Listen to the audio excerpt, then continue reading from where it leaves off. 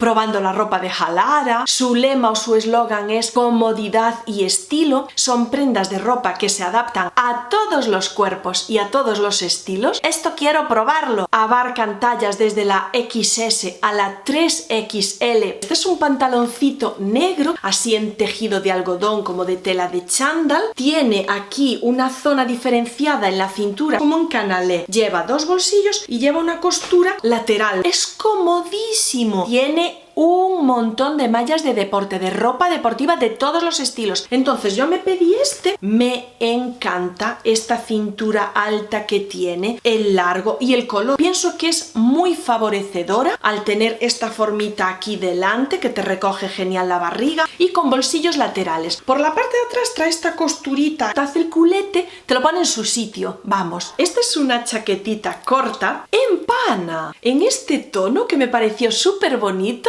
Manga larga, tiene los bolsillitos aquí por delante, así bolsillo ancho, y después el cierre normal. Y en la parte de abajo lleva goma, no lleva forro, pero mira, está fenomenal como sobrecamisa o como chaquetita de temporada. Mirad, este jersey de este tono es de cuello vuelto y las mangas es súper apretadita en el brazo, ceñida, y después es manga murciélago y va en pico. Y una vez que lo tienes puesto, el diseño del punto también va en diagonal. Me parece chulísimo, de verdad, diferente, ¿no?, a lo que encontramos por ahí en los comercios. Este me gustó muchísimo. Simula el diseño y el color de un tejano completamente elástico. Cintura alta, es el pantalón este cargo con los bolsillos laterales. A este le tengo que cortarlo. Esta cinturita elástica, los bolsillos por detrás, los bolsillos delanteros de esta forma tan bonita. No sé, me parecen prendas pensadas realmente para nosotras, os lo prometo, ¿eh?